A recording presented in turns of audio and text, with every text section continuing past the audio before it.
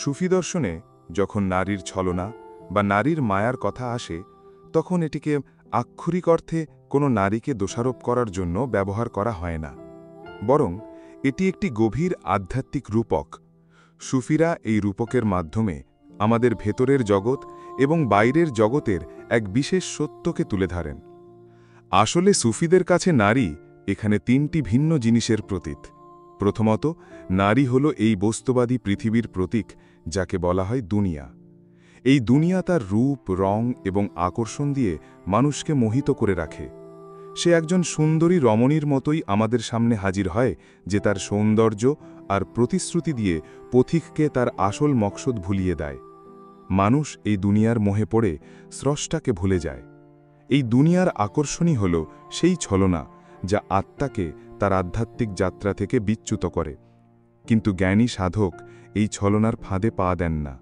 তিনি দুনিয়ার সৌন্দর্যকে স্রষ্টার সৃষ্টির নিদর্শন হিসেবে দেখেন, কিন্তু তার প্রতি আসক্ত হন না। দ্বিতীয়ত, নারী হল আমাদের ভেতরের নফস বা অহংয়ের প্রতীক।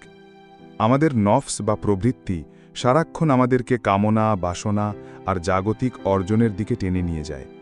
সে কানের কাছে ফিসফিস করে বলে, এটাই তোমার সুখ, এটাই তোমার শান্তি। এই মিথ্যা প্রতিশ্রুতি হল নফসের ছলনা। যে সাধক নিজের নফসকে নিয়ন্ত্রণ করতে পারেন, তিনি এই ছলনা থেকে মুক্তি পান এবং নিজের ভেতরের আলো খুঁজে পান। এবং তৃতীয়ত, নারীর সৌন্দর্যকে সুফিরা স্রষ্টার সৌন্দর্যের প্রতিফলন বা তাজাল্লি হিসাবে দেখেন। স্রষ্টার ঐশ্বর্যিক সৌন্দর্য যখন পৃথিবীতে প্রতিফলিত হয়, তখন তা নারীর রূপেও প্রকাশ পায়।